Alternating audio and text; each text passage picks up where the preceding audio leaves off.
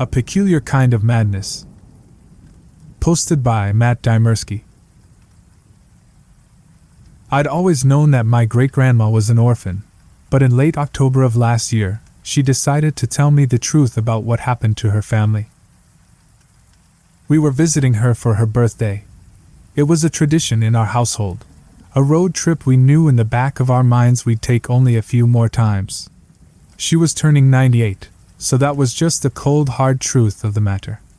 In my childhood, the journey to central Iowa had been a fun and light-hearted affair, but now my brother and parents could only maintain strained politeness as we met up and hit the road together. Each of us knew that this trip might be our last.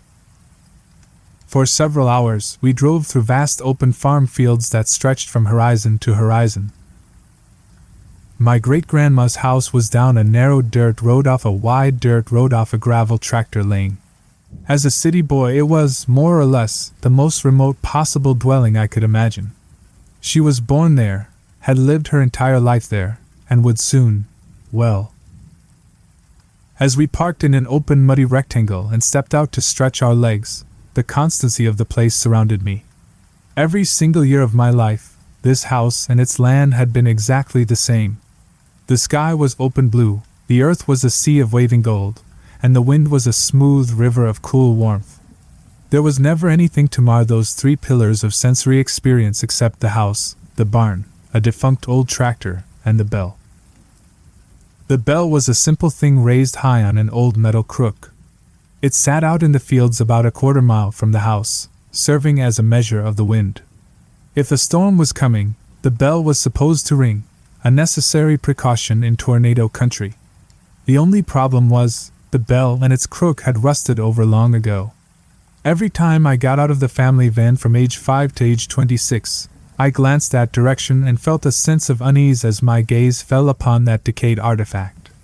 This time, at age 27, I looked over and saw that the bell had been scraped and polished clean of rust. It glinted in the sunlight, practically daring me to look at it. I followed my family inside while struggling with a feeling of dread that I couldn't articulate. Who had cleaned the bell? And why? I tried to stop thinking about it as we gathered in the kitchen and said our hellos. My great-grandma was making tea, and shooed off our attempts to help. She was a frail woman for whom movement was difficult, but she never let that stop her. The Wi-Fi password is on a note in the living room, she told us with unquestionable authority. Go stare at your phones and the tea will be ready in a moment. My brother and I did as we were told, but my parents turned on the television instead of looking at their phones. For a few minutes, we stayed in our separate worlds, only returning to the present when my great-grandma brought in the tea. And we had a nice time. That night, when everyone else was long asleep, I happened to open my eyes and see a glow under the door of the guest room I shared with my brother. My parents were in a different room and would not see the same light, so it was up to me to investigate. Quietly, so as not to wake him, I crept out and down, finding my great-grandma still awake. She sat in her big jade leather chair, her gaze on the television. She asked me without looking my way, "You don't fall for this stuff, do you?" "What, like ads?" She pointed her thin little arm at the nearby couch. "Sit." I sat. "I'm going to tell you a family secret," she said softly, finally looking my direction. "It's for you, and possibly for your brother, but not your parents. Do you understand?" I didn't, not fully, but I nodded. "You know I was an orphan for a time. Born in this house, lived with my family, but then raised by an uncle after it happened?" She didn't wait for my nod. "I was 10 years old that night. It was my birthday. My mother had gotten me a small cake about the size of your fist. I looked forward to that cake every year, since we didn't exactly have sweets bounding about back then. It was 11 cents, so rather expensive, but my mother got one for every one of us on our birthdays no matter what she had to scrimp or save. All year long, I saw Mary get her cake in January, Arthur get his cake in March, Eleanor in June, Clarence in July, then Ruth a week after Clarence. Then it was months and months until me, the odd one out, on October 29th. I was so excited for that cake. As the days rolled closer, as the morning dawned, as the hours inched by, I hopped around the house like a bunny rabbit. But I wasn't allowed to eat it until well after supper. I stared at the clock, so I know. Yes, that one on the mantel there, the brass and chrome one. Same one. But I stared at the clock, so I know, night fell at 6:41. That was the moment bright orange stopped glinting off that clock and my mother rose to light a lamp. I looked up at her. Now? She smiled and shook her head. My brothers and sisters complained in a chorus in support of me, but she just shook her head at them. Too soon, and she'll ruin her supper. Father came in from the fields not long after that, dirty and tired as all get out. He ate in silence while we chattered endlessly about what type of cake it would be. Under the frosting, who knew? It might be raspberry, vanilla, or even chocolate. We grew silent as Father neared the cleaning of his plate, an event which would mark the end of supper. 4 pieces of meat and bread remained, then 3, then 2, any moment now. He stopped at the last piece, holding it unmoving above the remaining dollop of gravy. We turned our heads. It was the bell. The bell was ringing out in the fields. Father grunted, then put the last piece of his food back on his plate before rising. He opened the front door. We braced ourselves for the wind, but none came. He spat on and held up a finger to the night air, then shook his head. He moved back into our lamplight and sat. Arthur asked, "Is it gonna storm?" Mary asked, "Is there gonna be a tornado?" My mother shook her head, smiled at us, and told us not to worry. No wind meant no storm. But that bell kept ringing. My father dipped his last piece of food in the gravy and prepared to eat it despite the constantly ringing bell, but then sighed and put it back down. He motioned to Clarence. Clarence was the oldest, so he understood. He was nearly a man himself, and tying the bell would be no problem. He grabbed a candle, protected the flame with his hand, and headed out the open front door. My brothers and sisters and I piled up to the window. Opening it, we found nothing but absolutely still chilly air. We watched his little spot of light move out around the house and into the fields in the direction of the bell. The clanging metallic sound stopped, finally, and the candle's little flame hovered next to it for a solid minute. "Why is he taking so long to tie it?" Ruth asked. Eleanor suggested. "Maybe he's having trouble making a knot. Knots are tough." We watched for another minute or two before, and I know how this sounds, the little flame in the distance began to rise. Slowly, smoothly, straight up.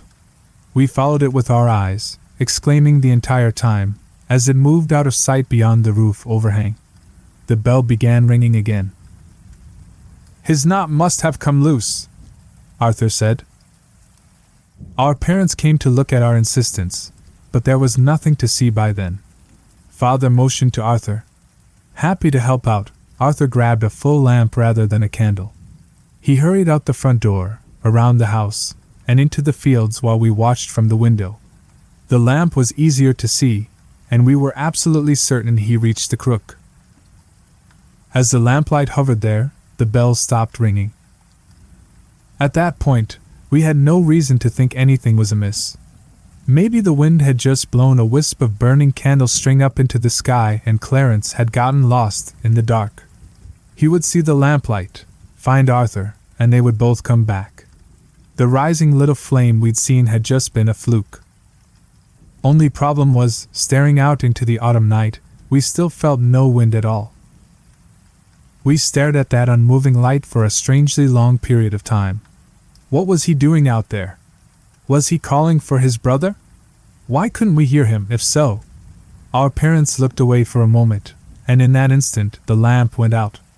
We children bleated, but by the time they glanced back, there was nothing to see. There was only darkness. The bell began ringing again. My father began grumbling, but there were no more sons to send outside. He narrowed his eyes with thought, then handed Ruth, the oldest girl among us, our main lamp. Our mother laughed. "Ruth, be a dear and go find your silly brothers." Ruth was a little hesitant, but she accepted the lamp. Leaving us in darkness without it, she headed out around the house and into the fields. This lamp was brighter, and we could actually see her carrying hand and her white pajamas in a small lit halo. On the way there, she regularly called out, "Clarence! Arthur, you two lost?" About halfway to where the other two lights had stopped, her calls went instantly silent mid-sentence. "Clarence! Arth!" It wasn't that she'd given up yelling. The sound reaching us had simply stopped completely. We could still see her carrying the lamp, still see her hand in pajamas, still see her turning this way and that. She even raised the house lamp near her face, and we saw her shouting into the darkness. We just didn't hear anything, nothing except that constantly clanging bell, growing faster in pace and louder in urgency. Mary Eleanor, and I looked up at our parents with fearful gazes. My father shook his head, speaking for the first time that night. "So there's wind out there after all. The air is like a river inside an ocean. It's moving fast out there, carrying her voice away. But we can't feel it here." My mother seemed worried, but she nodded and accepted that. We saw her accepting it, so we gulped and believed it, too. We all glued our eyes to that open window. Ruth reached the bell, and in that stronger light, it entered our view unmoving at the exact same time we heard it stop ringing. Ruth looked this way and that, clearly concerned. She seemed to silently yell a time or two before moving closer to the motionless bell. A half-tied rope hung from the crook, an indication that someone had attempted to tie it, but we couldn't see Clarence or Arthur anywhere near her. She put the lamp down on the ground to free her hands for tying the rope the rest of the way, but that mostly hid the light among the low-lying recently harvested stalks. We waited, breaths held. The air held in my lungs started to burn. At long last, we were forced to breathe again. Ruth's light continued to sit there, barely visible between the broken plants. "What's taking so long?" Mary asked. Eleanor said, "I hope she's all right." Father told us, "She's fine. Damn kids are just playing a game with us." Our mother nodded in agreement. "Eleanor, go fetch your sister, will you?" Eleanor shook her head. "No way. It's scary out there. It's just a game. You're not playing a game with us too, are you?" "No." Eleanor gulped. "Then go get your sister and brothers. Tell them to come back in." It was pitch black out there, and almost the same inside with us, save for one lone candle. Trembling, Eleanor took our last candle and crept out into the night, scooting along the side of the house to stay as close to us as possible. Shakily, she called, "Ruth? Arthur? Clarence? This isn't funny anymore." Now it was we who sat in the dark. As Eleanor began to move further away with the last of our light, we tensed. Father eyed the open front door, and Mother softly moved to close and latch it. I wondered what they meant by that move, because how were the others supposed to get back in? But I supposed they'd unlatch it if anyone came back and knocked. Mother moved away from us in search of more candles. Through it all, the bell kept ringing out in the dark. Increasingly scared, I held Mary's hand tightly and yelled out the window, "Be careful, Ellie!" She must have happened to cross that invisible silent threshold at that moment, because she turned around in surprise and stepped closer. "I heard your voice go quiet, but there's no wind. Papa's wrong." She stepped away again. "See, when I pass this point, my..." She held up the candle to show us that her mouth was still moving, but we heard nothing. Come to think of it, her hair wasn't moving, and we hadn't seen Ruth's pajamas billowing in any wind. I asked Father, "What's doing that? What's making it quiet out there?" "It's just a game," Father insisted. "They're all lying. She's just pretending to make noise so it looks like she's being silenced." Eleanor reached the bell. Father's grip on my shoulder squeezed to nearly painful. She reached down for the lamp Ruth had left. Lifting it with one hand and holding the candle with the other, she approached the clanging bell. See? Mary whispered to Father. The candle's not going out even though she's not protecting the flame. There's no wind out there. But the bell is ringing, he said gruffly. So there is wind. Eleanor kept looking left and right as if she'd heard something. Slowly, she reached the bell, which was hanging unmoving from the crook. But we could still hear it ringing. Next to me, Mary began to cry. It's a game, Father said angrily. It's just a game they're playing. Eleanor threw the lamp at something in the darkness. We saw the lamp crash, shatter, and go dark, but heard nothing. She raced toward us, candle in hand, but the flame went out because of her haste. We waited to hear her approaching or screaming, but nothing followed. The bell continued to clang. We waited in terrified silence. Mother returned with a candle for each of us, and we sat vigil at the window. Nothing and no one moved. For hours, the bell clanged without wind. The night remained pitch black. The bell clanged, and clanged, and clanged, driving deeper into our ears with each passing minute. Near midnight we broke. Father was beyond agitated. Mary, go find your brothers and sisters. No, she cried. I'm not going out there. Mother glared at her. You have to. This game has to stop. Urged on by both of them, Mary burst into tears and climbed out the window, holding her small candle. She inched out into the fields. Her sobs went quiet as she passed that same point out in the darkness. Her flame reached the bell, and the ringing stopped. Her flame snuffed out. We held our breaths. The bell began ringing again. Father clenched his fists. Go. I turned and saw he was looking at me. I suddenly realized I was the only child left in the house, and I felt horribly alone. Everything in me shrieked against the thought of going out into that cursed night. No. My mother wavered in place. No longer adamantly in line with my father, she began to cry too. What are you doing? He demanded. It's just a game. There's nothing to be scared of. She screamed and demanded. Why do you keep saying that?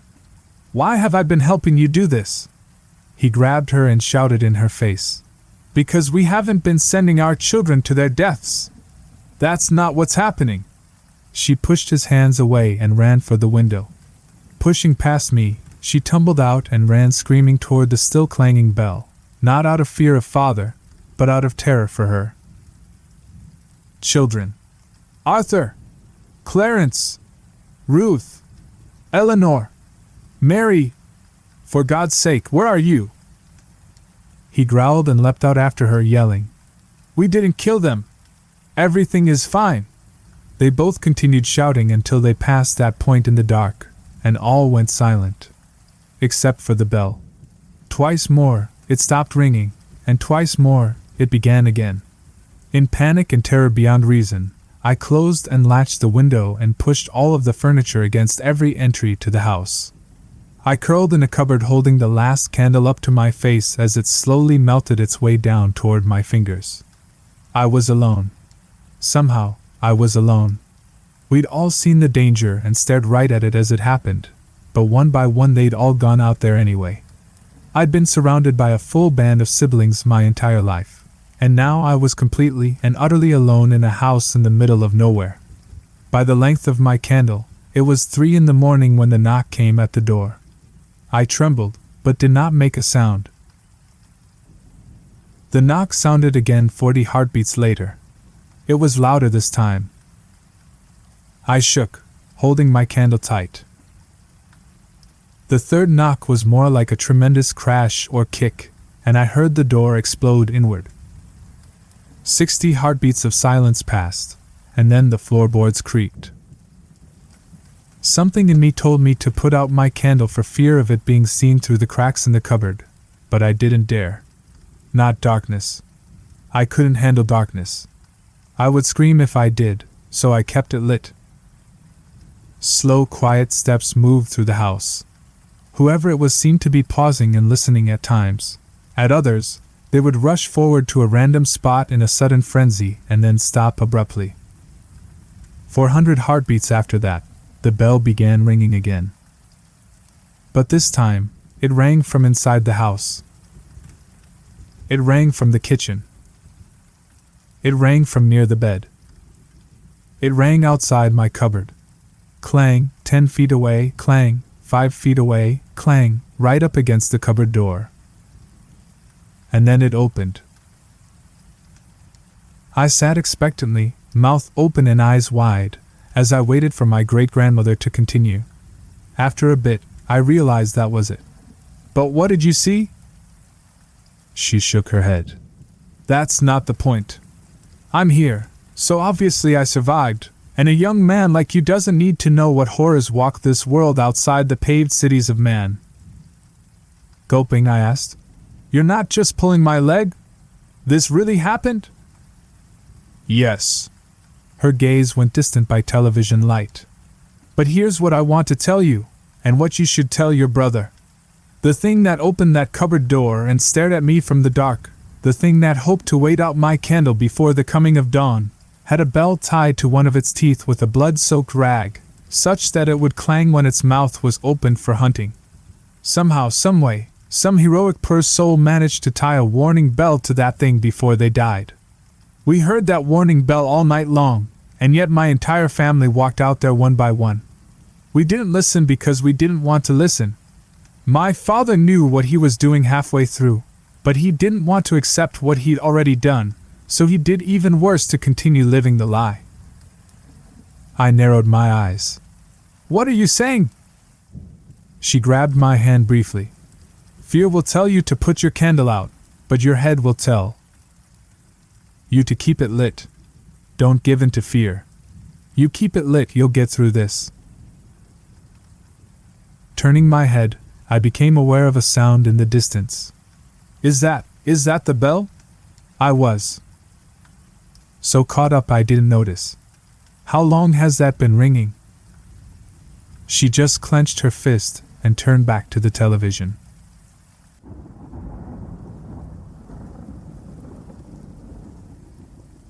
Faith. By Dude. I had a weird dream last night. A really weird dream. My name is X. I'm a good guy, I think. And I like good people. That's pretty much my sole criteria for deciding if I want to hang out with someone. And I pride myself in my ability to tell good people. Once I decide you're good people, we're good. Friends for life. I've been working for this guy out in the city recently. New gig. Still feeling it out. Doing odd jobs here and there. Mostly small things. Innocuous things. Sometimes even seemingly nonsensical things. Like going into an alley and moving a cat. Or buying an old teapot from a specific shop and then breaking it in front of the shopkeeper's face. Bizarre jobs. Asterisk, but they never hurt anyone and it pays well. I can even be nice to the people I am seemingly doing mean things to.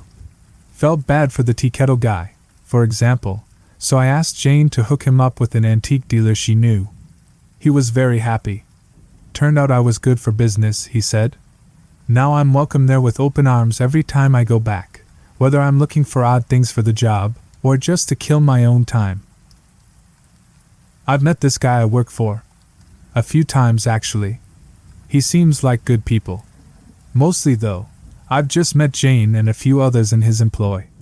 Jane's the one who passes us our orders. Pretty girl, that Jane. Amazing smile. Even better ass. You don't get fresh with Jane, though. There's something about her. Like she would really make you regret it. Just trust me. Don't get fresh with Jane. Sweet girl, though. Great personality. Good people. From what I hear, Jane is one of the few people this guy actually talks to. No one else that I've met in my line of work, which honestly isn't many people, has met this guy. But there are rumors. Strange rumors. They say he's like the devil or something. Like the devil. Or something. The closest thing to the actual thing. Not the storybook, fairy tale guy. The real thing. And there's a world of difference. Supposedly. But whatever. He seems like good people. And I'm good at telling good people. I pride myself in it. Not that I take the rumors seriously. One day we were all told to meet at the house. The place Jane assigns us our jobs. Where we get the rare peek at this guy we all work for. Again. Friendly dude. Good people. So anyways, we were told to meet at the house. It was one of those really dreary days. Not rainy. Just very cloudy. A sky that roiled and turned. Air thick and stifling. The dreariest of dreary, really. Makes it feel like it's late evening even if it's noon. One of those. So I show up. It's around noon and there's a handful of people already there. Some I know, some I don't. No one talks much. Even as the hours pass. Waiting for Jane to show up. There's this weird mood in the place, you see. Kinda heavy. Kinda stuffy. Kinda hard to explain. I blame the weather. They say the guy is having his first kid today. Good for him. He seems like a nice guy. I wish him the best. I guess he wanted us all to be there when he came back for a party, or something. A waste of a day, I think, when I first hear the news. But I wasn't going to actually say that. One of those thoughts that you just think to yourself and grumble about in your head, but don't actually admit you ever had. I mean, good for him. He's a good guy. I wish him the best. It was a weird day that day, though. Even though we were just sitting there the entire time. Barely speaking. Occasionally making eye contact. It was the mood that made it weird. The mood. It's hard to describe it. Impossible, maybe. I already said it was heavy, right? Kind of stuffy? But it was more. Dimly lit and dreary in that house. With an old shitty TV in the corner from like the 80s or something. The weird thing about the mood was that it would change. Suddenly. No one would say anything. But I'm pretty sure we would all feel it. Even as we would joke around nervously to break the silence every now and then. But there were moments. Mixed in that dark and dreariness. Of fear. Just slight. Maybe ominous is the right word. An uneasiness that would rise and fall in the tiniest of fluctuations. But that I was never really sure was even there in the first place. Like I said, it was a weird mood.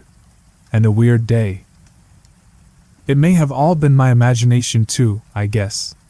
I can't even be sure. Even to this day. But I do remember sitting there at one point, maybe around 4-ish. By that time?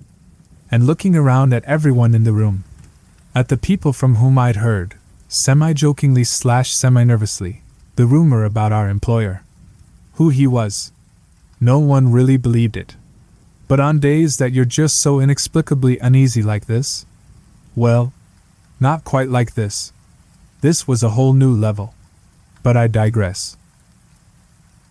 I was sitting there looking around at everyone and thinking, if this guy really was the devil, then doesn't that make this kid we're waiting for the Antichrist or something?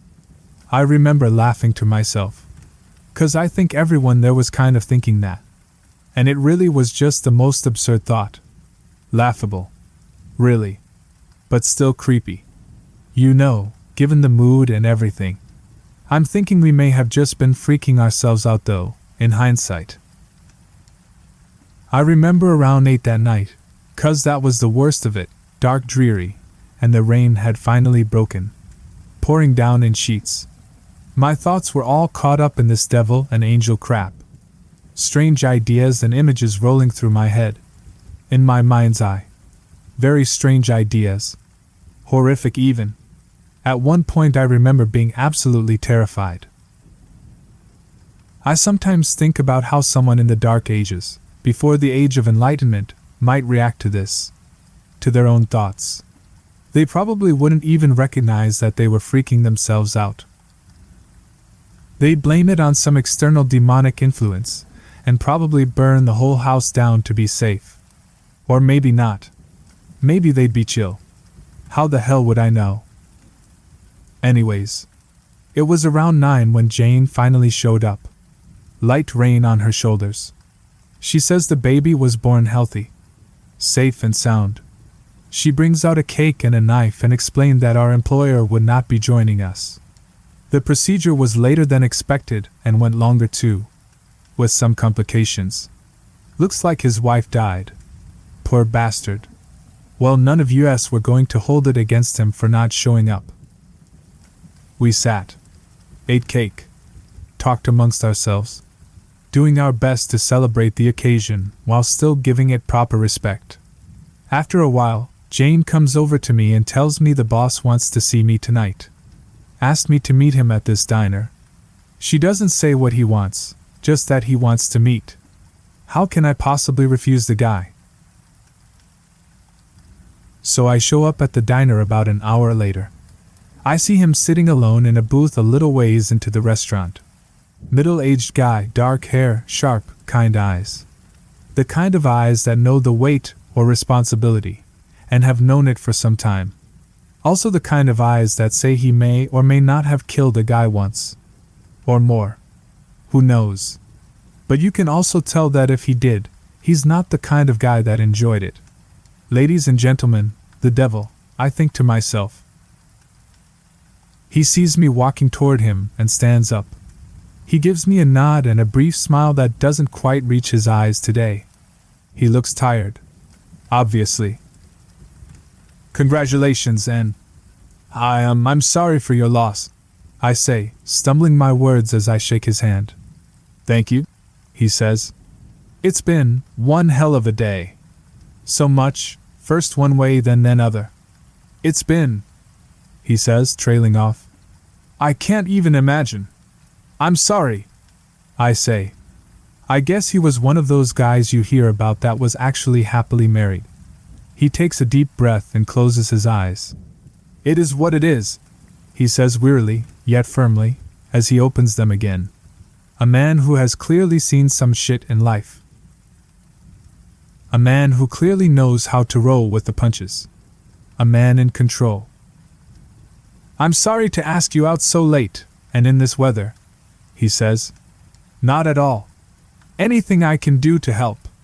That's not why I asked you to meet me, he says. A slight pause as he looks at me with those tired, yet surprisingly sharp and lucid eyes. I asked you to meet me here because I want to know. Why do you still work for me? I look back at him, unable to hide the surprise in my face. Wasn't expecting this. At least not tonight of all nights. Pays well. Honest work, I say. He peers at me over folded hands. Jane tells me you've never asked any questions, he says. Never thought I'd get any answers. Everyone asks questions. I pause again. Was this an invitation to start asking questions? 'Cause I mean that cat thing, and the teapot? And don't get me started on that rain dance I had to do. Didn't even fucking rain after. I pause. It didn't really even matter. I was paid well. It was interesting, kept me guessing.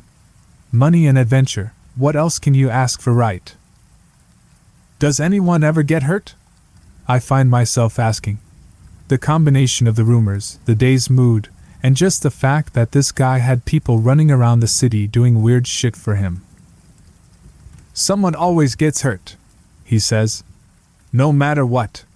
Someone always gets hurt. We only change who, how many, and how. Suffering is part of life. I nod, remembering the Buddhist proverb. I pause again, not sure how to proceed. He clearly dodged the question, but he was still looking me straight in the eye. Clearly welcoming more questions. What exactly is it that we are doing? He seems to smile appreciatively at, we. I can't answer that, he says. I'm tempted to ask if he's crazy next, but looking into his eyes, it's clear he isn't. Not at all. Maybe one of the sanest people I've ever met. Is that what crazy is? Are you just bored? I ask instead. Nope, I pause. So you imply there is a purpose, and won't tell me what it is. And you expect me to keep working for you? That's what I want to know, he says. Why are you still working for me? I pause again. This time because I'm literally dumbfounded. Why am I still working for this guy? Do the things you have us do, are they ever to hurt someone intentionally? I ask, going back to my original train of thought. Very rarely. Almost never, he says. When was the last time he blinked? But you have sent someone to hurt someone? I ask. Yes. But trust me. She had it coming, he said in the gravest of tones. I did. What did she do? That doesn't mean I'm stupid. She murdered her child, and was attempting to use the remains for, well, you wouldn't believe me anyways, he says grimly. Try me, I'm just way too curious now. He pauses, like he's trying to find a way to explain. Finally he says, I work in probabilities. Huh! Given a certain set of initial conditions, certain outcomes are possible, with varying degrees of likelihood, he explains slowly. Like game theory? Like game theory. He nods. There are ways to change the probability of the various outcomes, though. In the same way that counting cards in poker can give you an increased probability of winning your next hand. And that's what she was doing. By doing what she did. I found I didn't want to say it out loud. Yes. And I take it the probabilities were not going to shift in a good way if she did what she was going to do. I ask. Why was I going along with any of this? No, they were not. And you do this too? I ask. It's one part of my work, yes. I pause and watch him closely. What sort of probabilities are you trying to bring about? I ask, dead serious about it. He smiles faintly, as if in appreciation of the question. I just want as many people as possible to be happy, he says with a sigh. Another pause. You're surprisingly easy to talk to, he says with a laugh. I give a faint smile. So that's what I help you do? I ask. Change probabilities? Yes. Why should I trust that you know what you are doing? That's a question you have to ask yourself, he says, watching me. I sit there for a moment lost in thought. Didn't you say you can't tell me what it is you do? I ask. I did. But you just told me. No, I didn't. I look at him confused, but his expression says he won't say more. I continue to stare at him, at a loss for words. Here I am, staring at what must be simultaneously the best and worst day in this man's life. A good man. I can tell. But this is weird. Why should I believe any of this? Why do I believe any of this? You have heard the rumors about me, I assume? He says suddenly. I choke on my coffee in surprise. He nods at the overt confirmation. What do you think of them? He asks. This is getting too weird. It's like he's legitimizing them in some way. You're saying that you are the dash. That's not what I said, he says calmly. I only asked what you think of them. Well, they're obviously nonsense. Not sure I believe it anymore when I say it for some reason. He nods. Do you believe in good and evil? He asks. I believe in relative good and evil. One man's fortune is another's misfortune. What's wrong for one person may be right for another. A very Hindu answer, he says, nodding. Or Einsteinian, I say. He was an avid reader of the Gita, you know, right? He asks. I did not, and I shake my head to indicate it. I'm not saying that was his inspiration. Just that he was a fan. I mean, he was still Jewish in the end. There's a pause as I wait for him to continue. He doesn't. Well, what? He asks. Aren't you going to continue that thought? I ask. There's nothing more. I was merely curious. Another long pause. I'm no longer sure what he wants anymore. Finally he continues when he sees I will not. I for one agree with you. Good and evil are two sides of the same coin. Some actions may be labeled good, and others bad. What I think ultimately matters though is how things turn out in the end. The big picture. Like I said, I want people to be happy. And that is what I work towards. Not exactly what I meant by relative good and evil, but I nod anyways. I continue to stare at him, at a loss for words. So the only question is, looking at me expectantly, do you trust me? And I do. I believe this is a good man. I believe he is more knowledgeable than I about the world. I believe he can discern the dark and the light where I can only see gray. And then I remember suddenly seeing it, in my mind's eye. A giant mass of swirling mess, somehow representing possibilities and actions. And there he is, like a giant, looking over it all. And I can tell that he can read it, and parse it. But to me, it literally all just looks gray. I do. I trust this man to make the hard decisions no one else wants to. That no one else can even understand. I nod. He smiles. So I can continue to count on you? He asks. I nod again. Thank you, he says with a sigh of relief. And he looks like he means it. Like I lifted a heavy weight from his shoulders. Some time passes and we continue to watch each other. Finally he sighs and gets up. Well, I must be going now, he says. I want to go watch my new boy sleep, he says with a smile. And mourn my wife, he says, choking slightly. I nod again, not knowing what to say. And he walks out. You're right. That was a weird dream, she says lightly, sitting up next to me in bed. Yeah, I say softly. But at least now you might understand. I say. I do trust him. What now? Who? She says, confused and with sleep still in her eyes. I trust him. I repeat. Babe, what are you talking about? You're weirding me out, she says, looking over at me. He gave me another job. I say quietly and squeeze my eyes tight briefly. And then I lean over and close my hands around her throat. And begin to squeeze.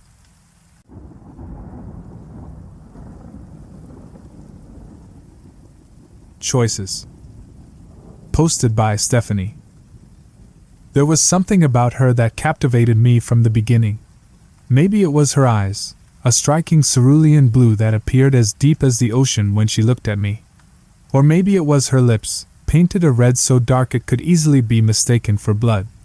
Whatever it was, she drew me in. She hardly spoke, but when she did, she made every word count. It was her words that made me fall in love, after all. Every sentence was poetry, flowing easily from those crimson lips like wind that swayed leaves on trees. I always knew she was destined to be a writer, to use the words she seldom spoke but often wrote to leave her mark on the world. Even in the end, when she drew her final breaths, I'd never read a suicide note written so eloquently. I could feel her hand graze the ink on the page, smudging it.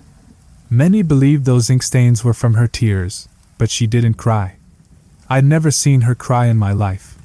But when I read those words, those heartbreaking, earth-shattering words, my own tears flowed freely, dripping onto the notebook paper and mixing the blue lines with her red ink, forming small, purple splotches in the margins and between each word. I'm sorry, the note began. And that was all it took for me to break down. I'm sorry for making you read this. But didn't you know it was inevitable? You had to. Every moment, starting from the first time we met, would only lead us here. I couldn't take it. I was always fascinated by her blind belief in destiny, that no one truly had control over their actions. It would help ease some of the blame off each of her wrongdoings. But now, after her death, I couldn't stand such thoughts. Of course we had a choice.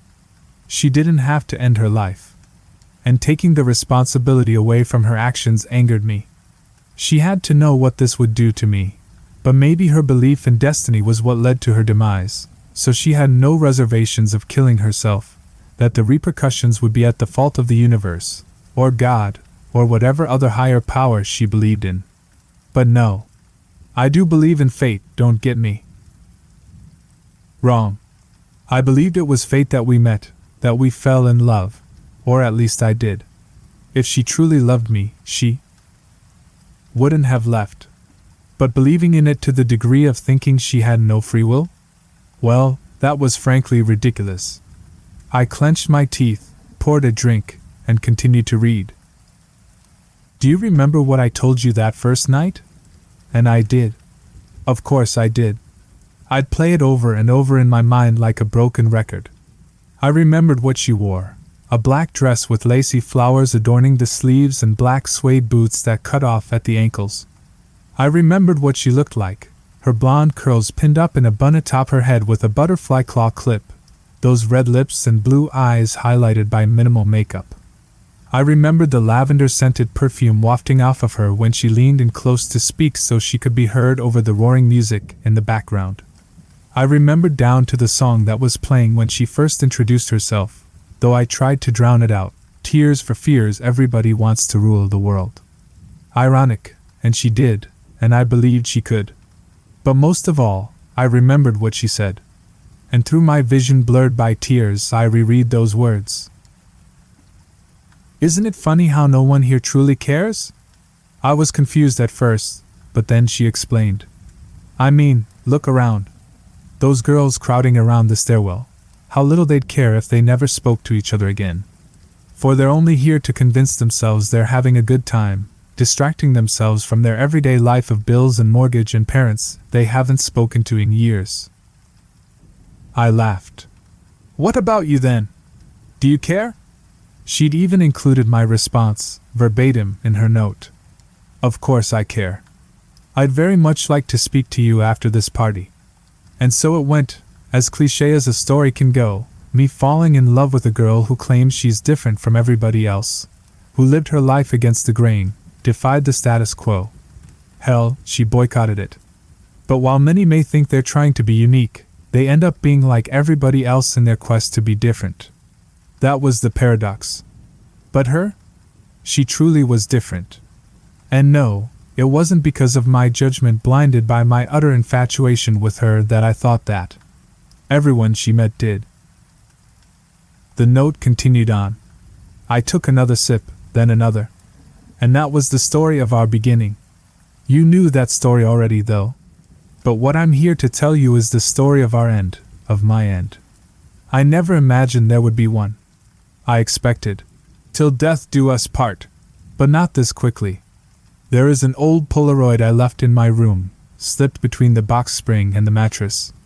Wait until you're done reading this, please, but I want you to go and get it, then burn it. This isn't meant to be an instruction manual of what I want you to do after I'm dead, though. To be perfectly candid, I don't very much care. My life is over, isn't it? Who am I to dictate what happens after? I have no more jurisdiction in this plane of existence. But there is one more thing. Beside the Polaroid, there's a tape, you know, a VHS tape. I want you to watch it, then rip out the film and burn it as well. I paused there. This was all starting to feel like one of those procedural cop shows or mystery crime shows she loathed, and loved to make fun of. Was this another instance of her irony? Her death ending in a way she would have mocked and predicted the ending to within the first 10 minutes of the episode? My fist crumpled the edges of the paper, my tears now rolling down the paper, smudging the red ink further and having it run in a pool onto my lap like a stream of blood. I turned the page, then smoothed out the wrinkled edges as I tried to compose myself for the sentences to follow. I apologize again for involving you in this. But you see, it had to be this way. There it was again, those words I despised. It had to be this way. No, it didn't. She chose for it to be this way, but of course, choice was non-existent to her. I also asked that this note not be shared with anyone, that once you finish reading it, you burn it with the Polaroid. I want this to stay between you and me, our final little secret.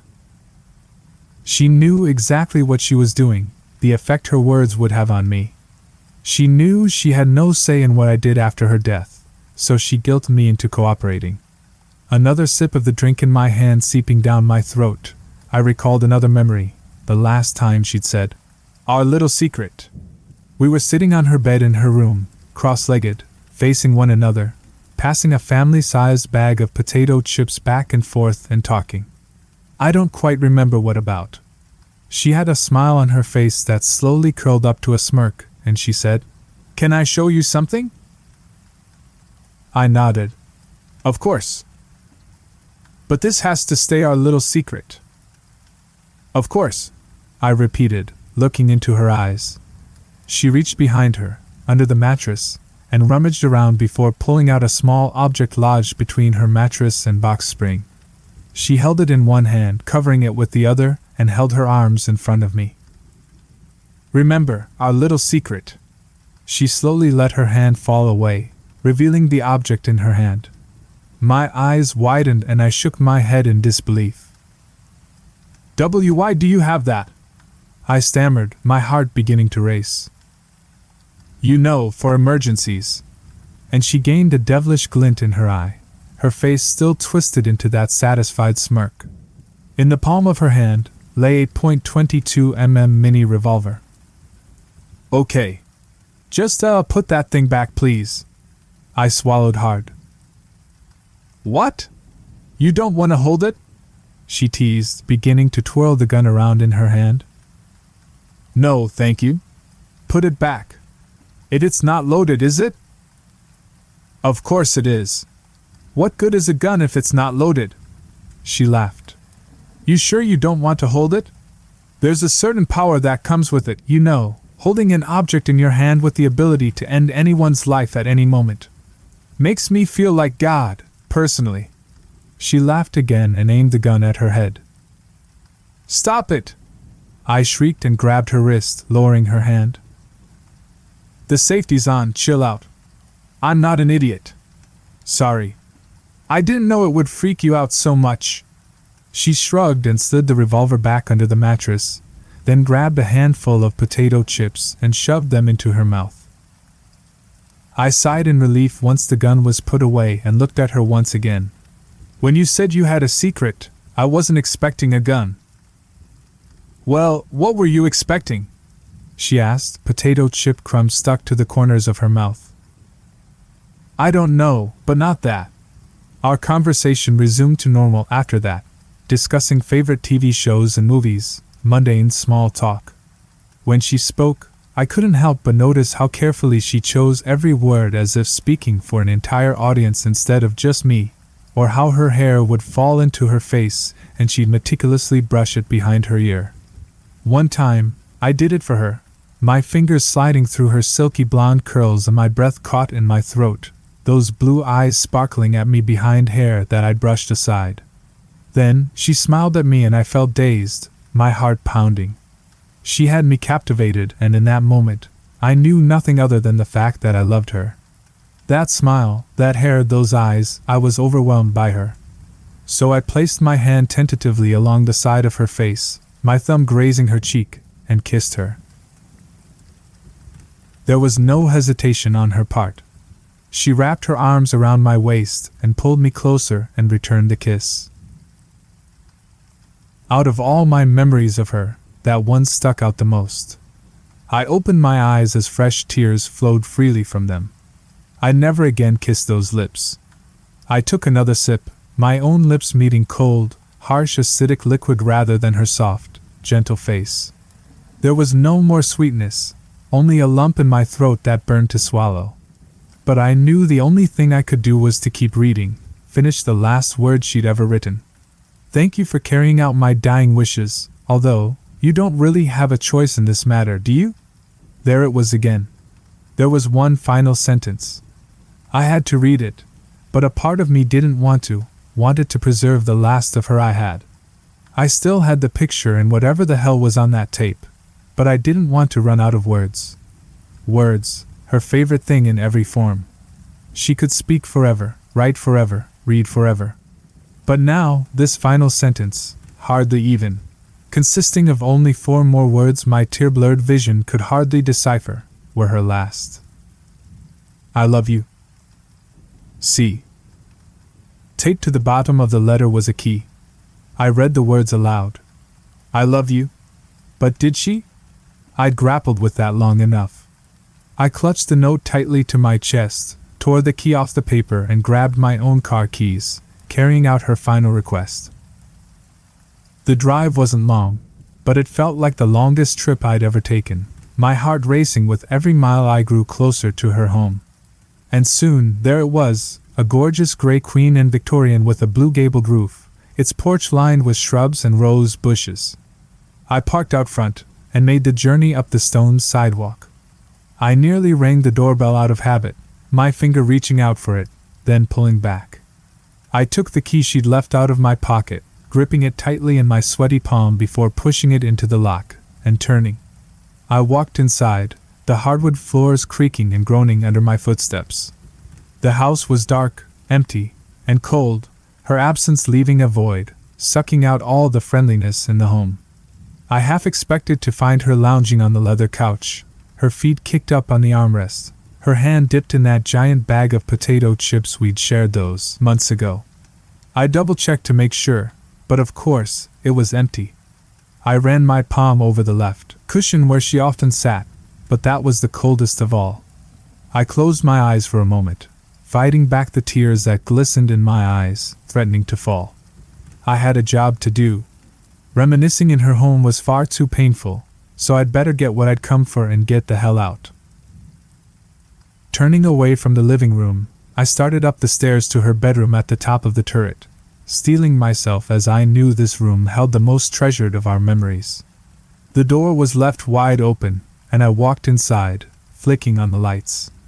They flickered for a second before illuminating her room, bathing the home's seemingly perpetual darkness with a blinding light. There were the posters on her walls, of singers that had died before she could see them live and exotic places she'd never be able to visit due to her own death. I took a deep breath when I reached her bed, and her room still smelled of her lavender incense candle, her favorite scent. I thought of her perfume at the party, then pushed the thought to the back of my mind. I smoothed my hand over her blue plush blanket, the one we'd cuddled under during many a cold night, and pulled it back. I reached under the mattress, and my hand curled around cold metal. I winced. It was the gun. I continued my blind search until my fingers brushed a glossy piece of paper, the Polaroid. And below it, a grooved rectangle, the tape. I pulled them both out, but left the gun concealed. It was still our secret, wasn't it? And the thought of having to see it again made my stomach lurch. I grabbed the items, clutching them to my chest, and ran down the stairs 2 at a time, ready to leave and never again step foot in this house haunted by painful memories. But I couldn't leave just yet, I realized. She was the only person I knew who still had a VHS player in her home. Of course, she knew that. I switched on the TV in her living room, popped in the tape, then sat back on the leather couch, wringing my hands. I hadn't dared glance at the Polaroid yet. Whatever was on it, I was too afraid to see. I slid it under the cushion to remove the temptation of looking at it, and squinted at the screen. The quality was grainy, multicolored vertical lines flashing intermittently across the picture, like an old found footage film.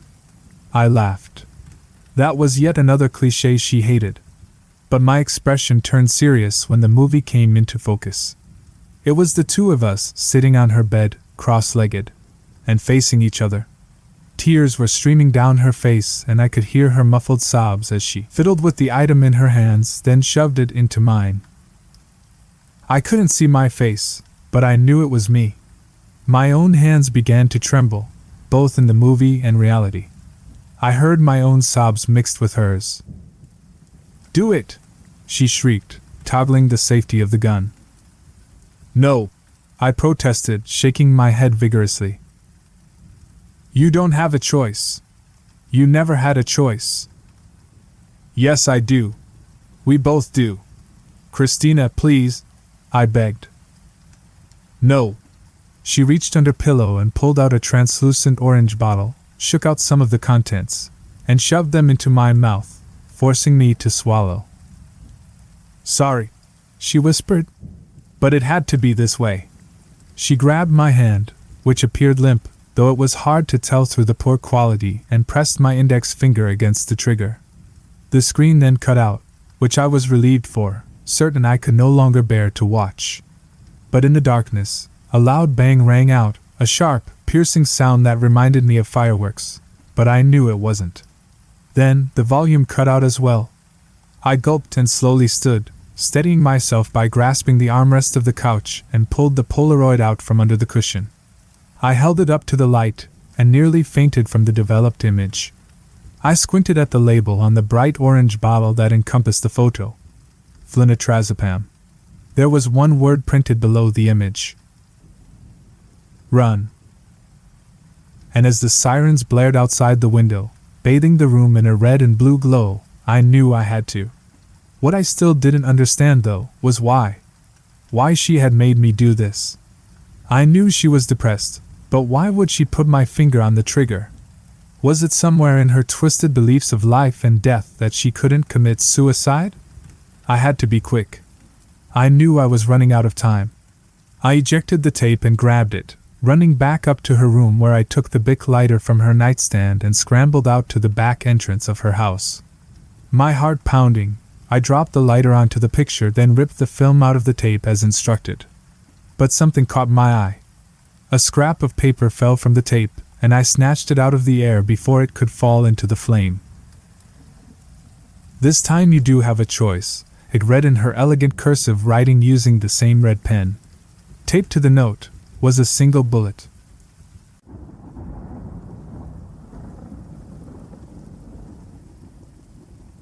I found a list I've never seen before in my kitchen. It's in my handwriting. Posted by Jackson. It all started with an unfamiliar line of dried blood on my cheek. Where did this blood come from? Not from me. I examined my entire body in the bathroom and I couldn't even find a scrape. My head felt empty. It's not just that I couldn't remember where the blood came from, I couldn't remember anything. It all began this morning. I awoke to a ray of sunlight sitting on my eyelids. Groaning, I rotated my neck towards my alarm clock. 11 a.m. I pulled myself out of bed reflexively and walked a few feet to the bathroom. I saw the blood in the mirror and realized that I couldn't remember anything. What's the word again? Amnesia. I found the answer somewhere inside my head. Standing in the empty bedroom, staring at the unmade bed, I realized that the word amnesia wasn't quite correct. Recurring dissociative amnesia. Somehow, I knew that was the correct expression. The thought stuck out in my brain like the dried blood on my light complexion. Nothing else would come. My mind was a lockbox and I hadn't yet found the right key. My bedroom was empty. The blinds were drawn. A few feet from the bed stood a new-looking forward desk. On top of it was a laptop. The screen was dark but light emanated from the computer's on switch. Sleep mode. I walked out of the bedroom. The hallway outside looked so familiar. Its white walls and gray carpet felt very natural to me. My house. I meandered past a closed door. As I reached my hand out to turn the knob, an uninvited word came to mind. Guest room. I left the door closed. Somehow, I felt like what I was looking for was somewhere else. The hallway ended in a carpeted staircase. At the bottom of the stairs was a large wooden door with a glass pane, clearly the front door. An unknown reflex guided me away from the door, towards an open kitchen and dining area. I caught a glimpse of a love seat and an armchair in a room adjacent to the kitchen, and a glass door beyond that. Living room. Backyard. This kitchen was familiar as well, but it was in a particular state of disarray. Dirty dishes filled not just the sink but the surrounding counter area. Cupboards were torn open and a bag of sugar and cans of vegetables lay broken on the floor. The fridge was standing open and the smell of spoiled milk poured out of it. With a hand up to my nose, I closed it. My gaze turned towards the dining room table. In a room of chaos, it was the only thing that was pristine. On it laid a sheet of notebook paper filled with writing. My list. Instinctively, somehow, I knew that the contents of this sheet were important to me. As I grasped it, I discerned that all the words filling the page were not just familiar, they were mine. From the first Y on the page to the last N, I could tell it was my handwriting. I wrote everything on this sheet. I had no recollection of doing so. The list is composed of 10 items numerically placed from top to bottom. All of the letters near the top, the first 5 entries, are written in my neatest handwriting. Handwriting I somehow knew was reserved in a past life for filling in tax forms. These entries are all written in black ink with a ballpoint pen. The 6th entry is also written neatly, although it's written in blue ink, presumably at a different point of time. The 7th entry is written in red ink, a long-handed, messy script, clearly mine, but also clearly demonstrating a lack of concern with its appearance. The last 3 entries are written in a fat, green marker. They're messy and rambling and take up more than half the page. My eyes scanned the page. None of it made any sense to me at first, like I was reading a foreign language. Obviously I knew what each word meant, but it was as though they didn't fit together. Then, one at a time, the items on the list began to trigger memories in the back of my head. Only then did I remember writing them. Number 1. Your name is Travis Hoy. You live at 756 Camelot Lane in Gillimon County with your wife Rebecca. Rebecca. Some of the fog was beginning to clear. Rebecca, my wife. She had dark hair and an impossibly light complexion. No, that wasn't right. Her hair was blonde, but she had started dyeing it recently.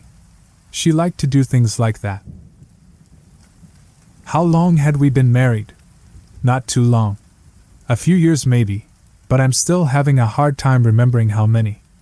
I knew who she was and I could picture her in my mind, but I had no memories of us together. I could only picture her alone in a never-ending expanse of black. She's wearing a white dress with red roses dancing across it. She's smiling and her hair messily covers part of her face. Then I read the next entry. Number 2. You have a steel plate in your head. You sustained acute brain damage during an attempted mugging. I stumbled over backwards like I'd been pushed. My legs barely held me up. Unpleasant images and violent memories were suddenly falling back into place. My hand trembling, I reached up towards the left side of my skull. I tapped with a shaking finger. A metallic noise echoed inside. The mugging. It was in January. It had been snowing. Rebecca was with me. We were coming back from a movie. No, a play. You can't take it with you, I believe. Sorry, some of the memories are still coming back. I hadn't enjoyed the play. It wasn't nearly as funny as I had envisioned. Rebecca had loved it, particularly the old man who made fireworks in the basement. We hadn't been able to park close to the theater. We were several blocks away. I recommended we cut through an alleyway. It's Denver, I told her. It's perfectly safe. She was reluctant. She reminded me that there was a serial killer loose in the area, who had yet to be identified. I ignored her protests and drug her through the alleyway. A man was waiting there. Not a serial killer, just a common thief. He had a gun. His hand was trembling. He must have been nervous. Why should he have been nervous? He was the one mugging us. Give me your wallet! There was no argument from me. I knew better than that. The purse too. Becca's face looked pale, even framed by her then blonde hair. Okay, but just let me get my keys first. No! Now! Please! She reached into the purse. The man raised the gun. She really was just reaching for her keys, she would later confide in me. But he must have thought she was searching for a gun of her own. I threw my body in front of her own. Then I heard a deafening bang and everything went dark. The next thing I remember is the hospital. The bullet shattered part of my skull, but didn't kill me. Part of my skull was lodged in my cerebral cortex. I set the paper down. The memory had stopped there. There was a part of me that thought I shouldn't read anymore, that I shouldn't let any more memories in. Instinctively I knew the rest of the items on the list would upset me, but I couldn't stop. Number 3. You suffer from recurring dissociative amnesia due to the damage. Dr. Phillips instructed you to make a list of important facts to assist in restoring your memory when it's been forgotten. It's critical that you focus on things that you've documented, as false memory creation is a potential concern. Dr. Phillips was my therapist. He was an old, patient man. Rebecca had found him actually, said he had a doctorate from a nearby college that was supposed to be all that. You're going to have these episodes of forgetfulness for a while. Maybe even forever. But visual reminders should cue your hippocampus to retrieve memories that you've buried. That's what he said. That was the inspiration for this list. How long ago had that been? Days? Weeks? Months? At this point, small memories were coming back in flashes. It's hard to explain, but it was like I had short films playing in my head, but that certain scenes and clips were missing. Number 4. Your amnesia is usually triggered by periods of extreme stress. It is important that you relax and keep your head clear. I looked up from the note to the shambles of a kitchen that surrounded me. A puddle of juice and smashed carrots covered part of the floor. The carrots had gone brown. I still don't know how long I had been asleep. I figured that whatever created this mess must have triggered my amnesia. Were we robbed? The funny thing is, I don't remember how the mess was made. I don't remember much of anything before I was in the bathroom. I barely remember waking up. The first thing I can clearly remember is the dried blood on my face. Reading this entry triggered a few brief memories of being told by Dr. Phillips and Rebecca that I had blacked out before. But I still had no memory of the most recent blackout that placed me where I was now. Number 5. You work at the local supermarket. Dr. Phillips said it would be helpful for your mind to receive new stimulation on a daily basis. Rebecca works from home. I groaned. I had forgotten about work. I briefly considered calling in, but I figured, based on the state of disarray in my home, I probably had bigger fish to fry. I didn't like my job. It was far beneath my level of intelligence, but it was easy for the supermarket to retrain me if the memories of how to do my job disappeared. This item on the list triggered a whole host of memories. Rebecca is medical transcriptionist. She types of the audio recordings of doctors' notes, so they have a written copy. That's why she worked from home. Before my accident, before I was shot, I used to be an accountant at a big firm. It brought in lots of money. It bought Rebecca and I this house. I think before the accident that we were planning on having kids. She always wanted 2 of them, a little boy and a little girl. They were going to be named after her grandparents, Lincoln and Claire. My mind was filled with images of Rebecca's face stained with tears while she told me not to blame myself. We couldn't have kids now. My memory loss was too big of a liability. I turned back to the paper. The next entry was the first that looked like it had been written at a different point in time than the rest. Number 6. In August 2016, your cousin Scott moved in with you and Rebecca. He works out of your home as well. Scott. Scott is my only living family member. The rest died in a car accident when he and I were just kids. We actually hadn't seen each other in years, but he sought me out after the mugging. He's always kind of been a burnout, but the kind of burnout who had insane computer programming skills. That's what he did from home. Scott was nice enough to offer to help take care of things after my injury, although I always felt like he was just using the opportunity to move into a nicer house.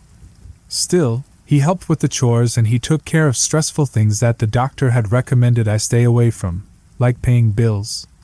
Rebecca thought it was nice to have someone else bringing money into the house, although she was wary at first because she had never heard about him before.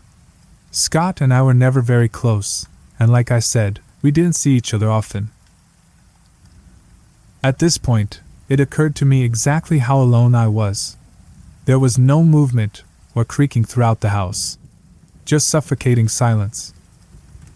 If Rebecca and Scott both work from home, shouldn't they be here?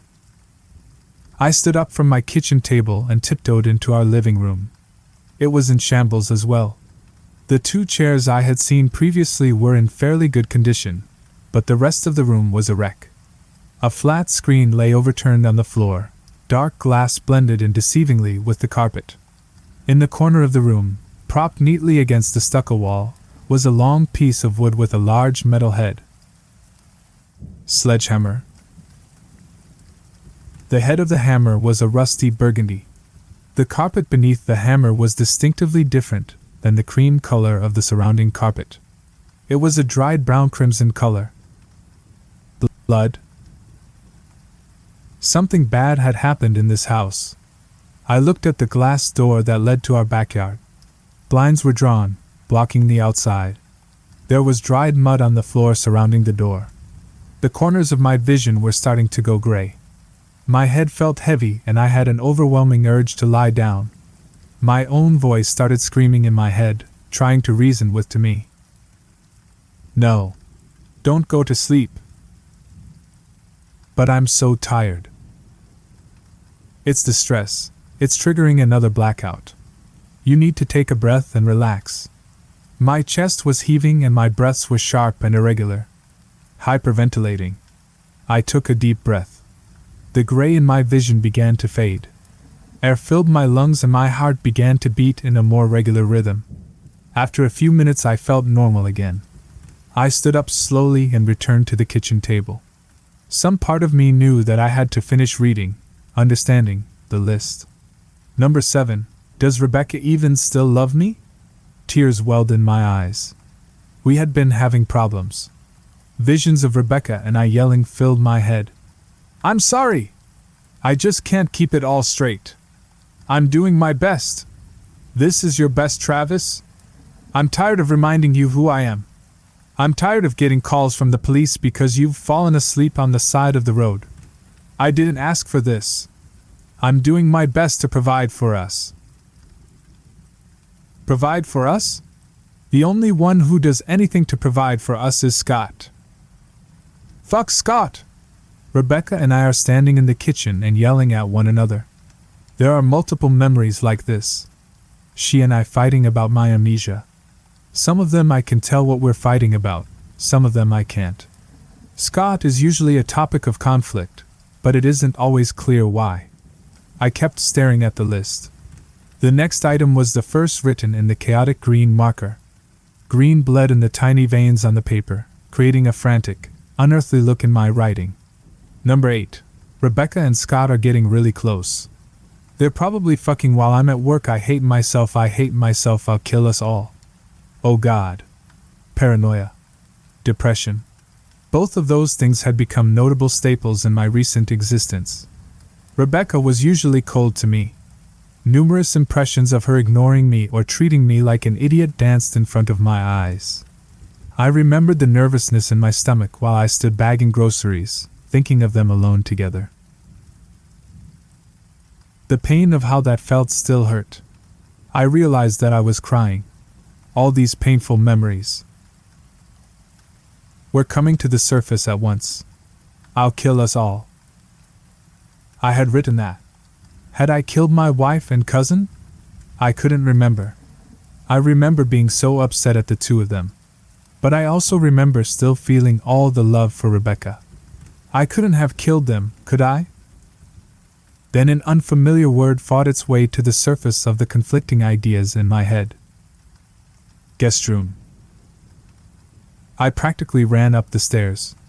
The memories were starting to come back, but I wanted to see it myself before they did. The guest room door remained perfectly close. With the blank walls beside it and the immaculately clean floor beneath it, it was a visage of white. When I threw the door open, my vision filled with red.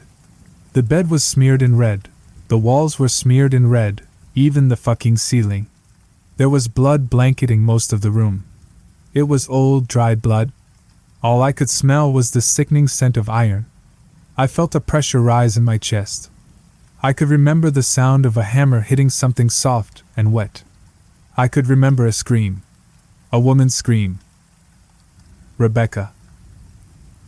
I held my hand over my mouth and pulled myself out of the room. I struggled to keep my composure. Gray clouds were already beginning to fill my vision, but I was struggling to keep myself calm. If I had killed Rebecca, I wanted to be sure. There was no body in the guest room. I had no recollection of where I might have hidden it. It took me almost 15 minutes to get back to the kitchen. Every few steps I had to stop and calm myself down. The minute details of Rebecca's death kept replaying in my head. Eventually I made it. I picked up the note, intent on finishing it. Number 9. Rebecca is in the garden. The dirt around the back door. She was buried in our garden. Rebecca loved the garden so much. Before my accident, we used to spend hours every weekend planting and watering. It was so peaceful out there. She loved planning what we were going to grow every year: tomatoes, strawberries, rhubarb.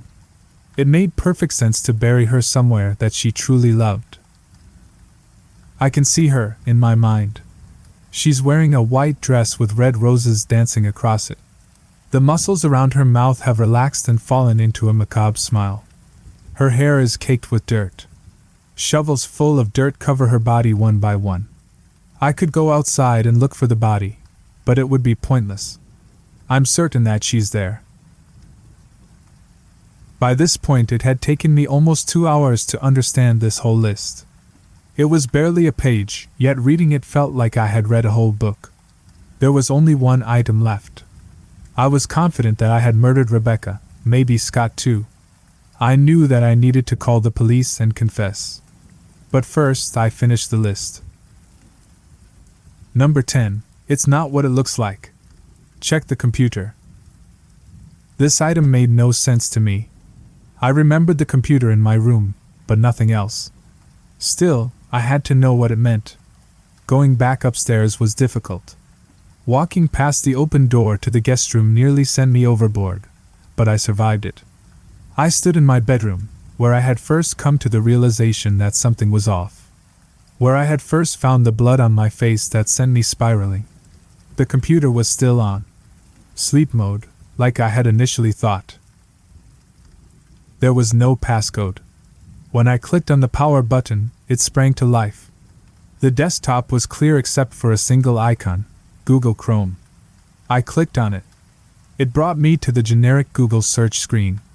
There were 2 bookmarks, 2 different news articles. I dragged the cursor to one and opened it. A headline blared on the screen. Gilliman County Crusher still at large. The story detailed a serial killer in our area. He was famous for breaking into women's homes. He would tie them up, torture them, and then murder them. Police were baffled by him.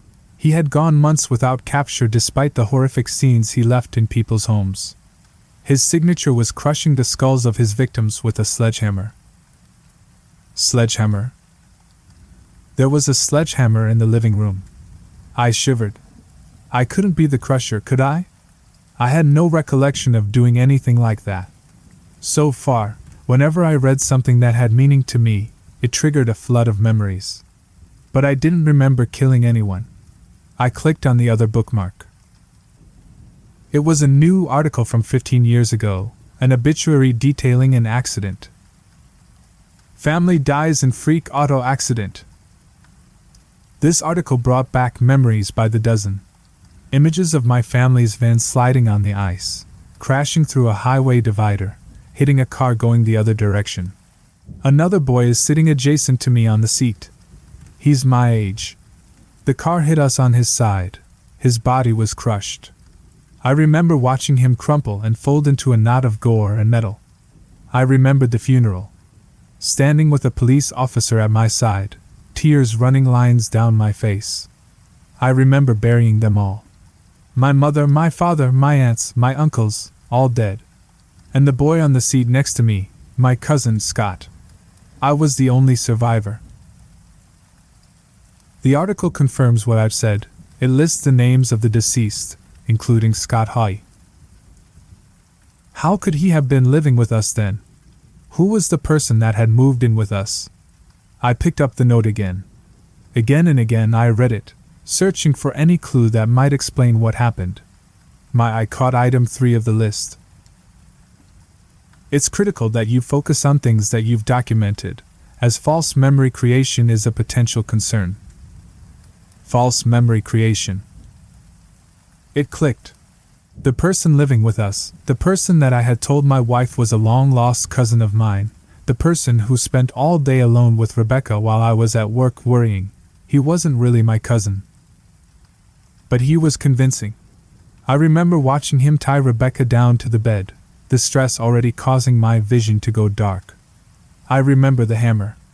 I remember her pleading, begging me to stand up and help.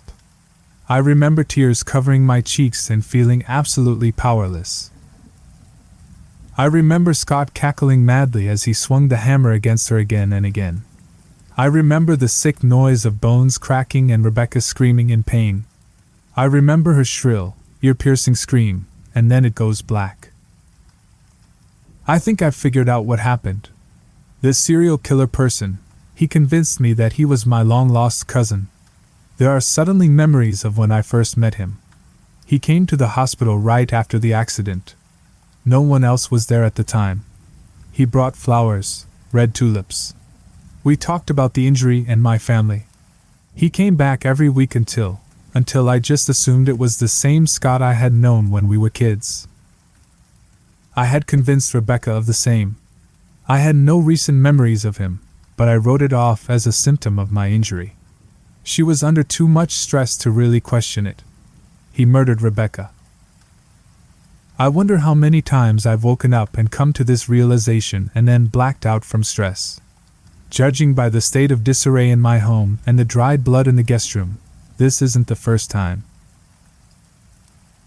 I know I should call the police, but my head feels so heavy. Everything is cloudy. My bed looks very, very soft.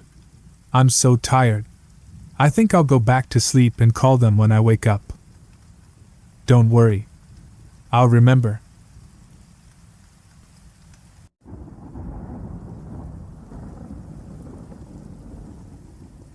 How to Summon the Butter Street Hitchhiker. Posted by Chris Wright. There's an urban legend in my hometown about a hitchhiker on Butter Street that will appear if you follow a series of instructions. Once summoned, you drive him to his destination, and if you play the game right, he will answer an unknowable question for you. If you play it wrong, well, just don't play it wrong. There's an old gravel pit at the end of Butter Street. The water there is the deepest blue. It's almost like staring into the ocean, that's how deep it is. More than one car over the years has been dredged up from the depths there. Officially, these drivers all fell asleep at the wheel. But unofficially, the deaths from cars careening off the road into the gravel pit during the wee hours of the night only add more veracity to the urban legend. They were the poor souls who broke the hitchhiker's rules. So far, no one has pinpointed the origin of the legend. I've reached out to the local historical society and searched through newspaper archives in the local library and haven't found any mentions of the hitchhiker. It's a modern piece of folklore passed around coffee shops and diners in the early morning hours until it eventually made its way to high school cafeterias. It wasn't until someone posted about the hitchhiker on a local Facebook group that people began sharing their experiences and the rules of how to summon him. But as more people shared their experiences, the details about the hitchhiker varied from person to person. His clothes have switched up over the years, growing more modern. His speech doesn't reflect any particular time period either, no mannerisms or 23 skidoo phrases to help date him. Sometimes he's in his late teens, sometimes he's much older. Even with these differences, everyone who claimed to have summoned the hitchhiker swears that he was real. The only common thread in all of the stories of the hitchhiker is that he's always wet when he enters the car, followed by what were always his first words to the driver. "It's a bad night for rain." To which you reply, "Is there ever a good night?" He laughs, and that's when you know you're playing the game. But I'm getting ahead of myself. I should go back to how I got him in the car. The game starts by turning your car on exactly at midnight. Where doesn't matter, only when. And once the car is on, you can't get out, nor can you let anyone else in. Just you, in your car, at midnight. What comes next is a lot of waiting, because you have to be at the pickup point on Butter Street at exactly 3 a.m. That's right, 3 hours in the car. Those are the rules. With 3 hours to kill, a lot of people show up early and just cruise the road so they can time getting to the pickup spot at exactly 3 a.m. But as the urban legend has grown in popularity, the local police will pull you over if they see your car circle back down Butter Street more than once. The local cops all know the rules, so if they pull you over they'll have you turn off your car and get out of the vehicle, thus ending the game. On the night I decided to summon him, I filled up my car at the gas station at 11:45, then went in and took advantage of the facilities to ensure I wouldn't need to make any pit stops before 3 a.m. Then I waited in the parking lot until it was exactly midnight and started up my car. I should add that it doesn't matter what type of car you drive, but a 4-door car is preferred over a 2-door or a pickup. You don't want to look directly at the hitchhiker, not until the end of the trip. That's much easier to do if he's sitting in the back seat versus sitting beside you. I drove in a big loop around the county until it was time to head to the pickup, avoiding any of the known police traps to keep from having to try again another night. I kept my maps program running on my phone so I knew exactly what time I had to make my way to Butter Street. I can't imagine how difficult it was to be an urban legend hunter before real-time GPS maps. Side note, you can play with the radio on or off, it has no impact on the hitchhiker. Radio on is preferred if you choose not to engage him. He can get quite loud and belligerent if you won't talk to him. I pulled up to the pickup spot, stopped the car and then followed the summoning instructions. The rules posted online had small variations, but attempts that contained the following actions had the highest rate of success. Leave the car on and in drive but engage the emergency brake. Turn off everything but the car, lights, air conditioning, radio, phone. Unlock the car doors 3 times. Roll down all the windows. Press the brake pedal 3 times. Turn the headlights back on. Wait 3 minutes. If he's not there by 3:03 a.m., then you did something wrong. With the lights off, I noticed a fog rolling in. Whether it was part of the ritual or not I don't know, but it added a creepy aesthetic to waiting on a dark road at 3 a.m. for a ghostly hitchhiker. Other than the idling of my Subaru, the road was still and quiet. I had even shallowed my breathing so I could listen for footsteps, giggling teenagers, other cars. But there was nothing. I never even heard the car door open. I only heard it shut. "It's a bad night for rain," a voice said from the back seat. I felt every hair on my body stand up as a chill ran up the back of my neck. Over my stuttered breathing I could hear the steady drip of water from his pant leg hitting his shoe. I didn't turn around, but I stole a peek in the rearview mirror. He wasn't a big guy, maybe my height. He was dressed in a white Dr. Dre The Chronic t-shirt, a red windbreaker, and what looked like dark denim jeans. The rules said the mirror was fine as long as you didn't turn the lights on in the car. But never look him directly in the face, not until he's out of the car and ready to answer your question. I gathered up my courage to reply back, but the words stuck in my throat. I cleared and tried again. "Is there ever a good night?" A pause as I stared back in the mirror at the shape in my back seat. I held my breath, waiting. Then after what felt like ages I saw his hand slap against his wet knee as he laughed. I let out the breath I was holding as I disengaged the parking brake. "Hold up, put your wipers on, champ," he said. "With all that rain you won't see the road." This was a scripted reply, part of the game. "Right, sorry." Also a scripted response. Despite his insistence on the rain, it was bone dry outside. Per the rules, I turned on my windshield wipers, setting them to their fastest setting. He settled back against the seat, laying his arm across the back window. "Mind if I turn on the radio?" I asked. This wasn't part of the game, but I figured it was best to ask and be polite. "It's your ride," he said. His voice was a smooth baritone. "One request, no country please." "Sure thing," I answered. I put on a local top 40 station. I pulled back onto the road just as the clock hit 3:03. I stole looks in the rearview mirror as often as I felt comfortable, while still keeping the car on the road. Luckily, this part of Butter Street was pretty straight, and not a lot of traffic. From his voice and the hand tapping against the wet knee in the back seat, I could tell he was a black man, maybe mid-20s, and dressed like he came straight from 1996. Nothing like any of the descriptions I read on the Facebook post about the hitchhiker. "Where you headed?" I asked. This was a scripted part of the game. "I'm headed to see my girl. I work the late shift tonight, thought I'd pop in to surprise her." His response to this question was always different.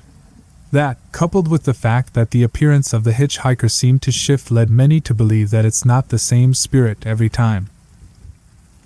I pulled up at the stop sign at the end of Butter Street. "Yeah, you want to make a right here," he said. I followed his orders, turning right. Other than following them, the destination and directions were irrelevant.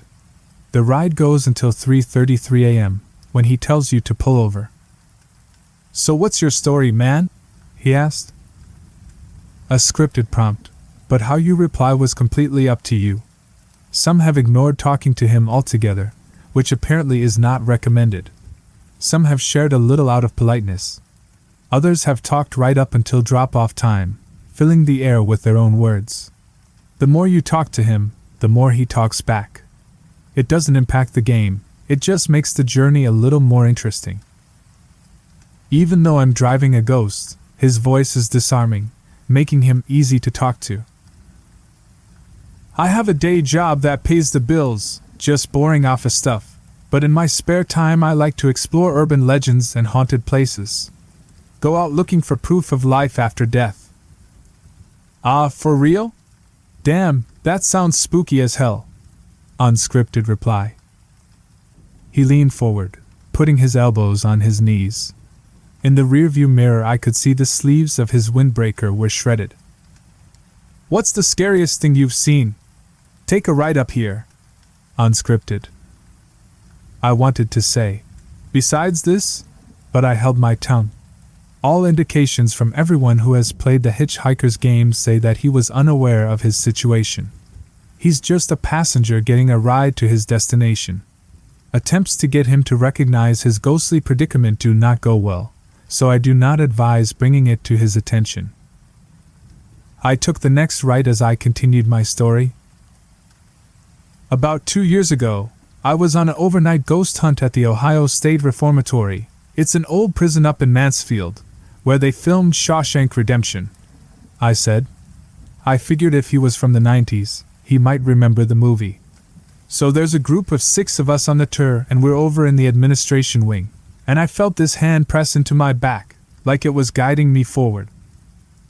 Oh hell no, my ass would be gone up out of there, I ain't even playing." Unscripted response. It's about this time that I realized that all of the street lights were off. Not just the lights on the streets, everything was dark. Granted, it was the middle of the night, but we drove past a Taco Bell that was open 20 minutes ago when I passed by on my way to Butter Street. Now, it was completely dark, not a single car in the parking lot. That's the second thing I noticed, no cars. We've driven 15 minutes without passing a single car. Not only were there no cars on the road, there weren't any cars in any driveways or parking lots. As we rolled by a Ford dealership, the entire lot was empty. It's like we'd stepped completely out of reality into a different one. "So what did you do?" Unscripted. I've got his interest apparently. I continued the story. "I turn and look and no one is behind me, but I can smell rose-scented perfume. Apparently one of the ghosts there is the wife of the warden. She was killed when the warden's gun went off by accident. It fell out of the closet, went off and shot her in the lung. That is crazy, man. But I can feel why she might be hanging around still, you know what I'm saying? Like she's got some unfinished business and shit because her life was cut short like that." We rode in silence for a bit, I don't know for how long. I tried looking back at him in the mirror, but he hung to the shadows. Then I felt his cold breath against my neck, sending shivers up my spine. "Could you imagine what that's like?" he said. Unscripted. "What do you mean?" I replied, also unscripted. Having your life cut short like that due to the careless act of another human being? That's pretty fucked up. Unscripted. My heart thudded against my chest. Did I mess up? Did I not follow the rules? Did he? He laughed and sat back in his seat. I'm just playing, man. You need to relax. I felt his hands gripping my shoulders, giving them a little rub. They were cold as ice. He patted my shoulder and sat back. I felt a trickle of water go down my back from the cold wet spots on my shoulder where he grabbed me. Oh, this right coming up. He leaned forward, pointing at the road. His skin was ashy and his thumbnail was split to the nail bed. The smell of wet loam wafted into the front of the cabin. I made the turn. I peeked at the clock on my dashboard and saw it was 3:29. Only 4 minutes to go. You got any family? He asked. Scripted. I felt my heart leave my throat and drop back into my chest. We were back on script. I used to. Just me now. That's tough, I know. Before my girl, I was all alone. I don't know what I'd do if I didn't have her. Life would be just empty. Unscripted. A quiet stillness followed, like he was hit by a pang of remorse. For a moment it was so quiet I wasn't sure if he was still back there, but then I felt his wet cold hand clap me on my shoulder. But don't worry, man. You seem like an okay dude, going out of your way to help a young man like myself on a rainy night like this. I'm sure you'll find someone. Just takes time. Unscripted. We rode in silence as I stole glances down at the clock on the dash. As soon as the time flipped to 3:33 a.m., I heard his weight shift as he leaned forward. Oh, this is me up here. He pointed to a spot up the road. There was nothing there, no house or driveway, not even a place to pull off. I pulled the car onto the shoulder and eased to a stop. Just like when picking him up, I turned off the lights, radio, and engaged the parking brake, leaving the car in drive. You don't have to bother with the locking and unlocking 3 times or the business with the brake pedal. Just unlock. Also, and this was very important, don't watch him get out, don't look at him in the rearview mirror, don't do anything but look down at your hands on the steering wheel. Keep them on the wheel 10 and 2. And wait. This time I heard the car door open and slammed shut. I could also hear the sound of his shoes against the gravel as he walked around the front of the car to the driver's side. I wanted to look up, but I managed to fight the urge by counting the seams on the steering wheel. Thanks for the ride. Do you have a question for me? He asked. Scripted. It was still his voice, but unlike our previous conversation, it was completely devoid of personality or emotion.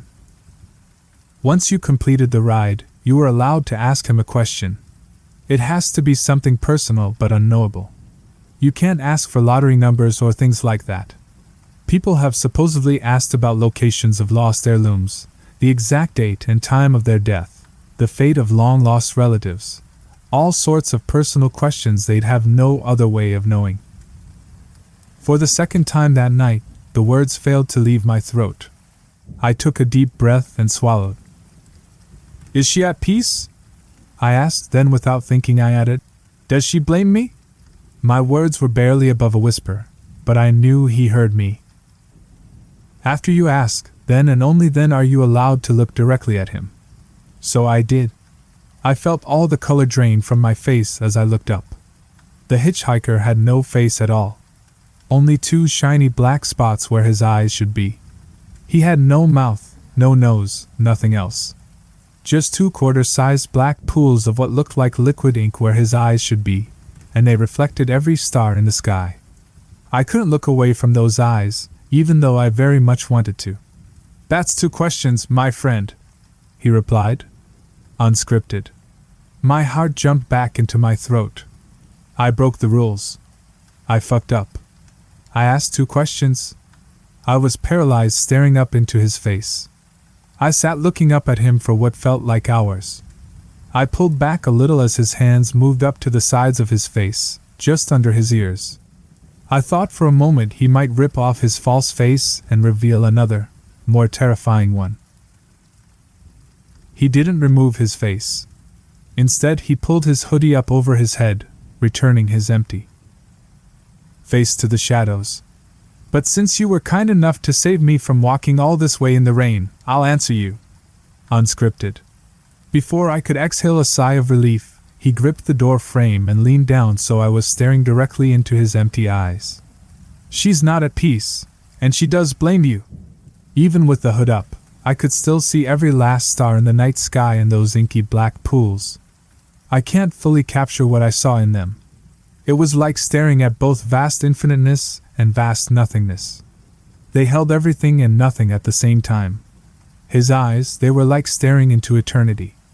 As he stood up from the window, I let out the breath I was holding. My hands shook as I pulled them off the steering wheel. Drive safe.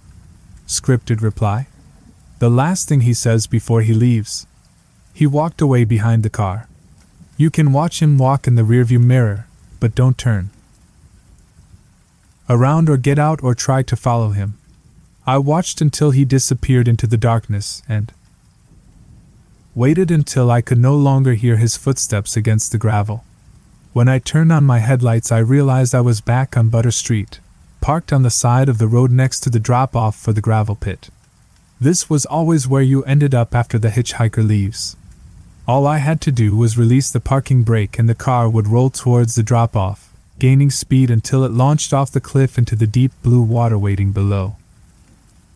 I don't know how long I sat there with my hand on the parking brake release, contemplating his answer to my question. But then I saw them. Headlights. A car was coming up the road towards me. The cars were back, as were the street lights and house lights. I was back from wherever the hitchhiker took me. I locked eyes with the driver as they drove by, having one of those weird moments where time seems to slow down. It was enough to jolt me back to reality. I released the parking brake and aimed my car back onto the road. I got home a little after 5 a.m. I tried to sleep but was too worked up from my adventure, so I called in sick. I laid in bed all day, thinking about the hitchhiker, his words, and all those cars that end up in the gravel pit on Butter Street. Maybe those cars aren't from people who played the game wrong. Maybe they all played it right, but couldn't handle his response to their question. It's been 3 days since I picked up the hitchhiker. I can still smell the wet loam in my car. And his muddy footprints in the floorboard of the back seat are still there. As I write this, I look up from my monitor and look at the photo of my Abigail, taken 2 weeks before she died. She's beautiful, smiling and happy. She's not at peace, and she does blame you.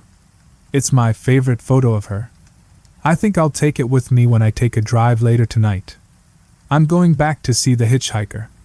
I have a hunch, and I don't know if it's relevant, but I feel it's important to share with anyone reading this that I'm wearing a gray Adidas hoodie and jeans.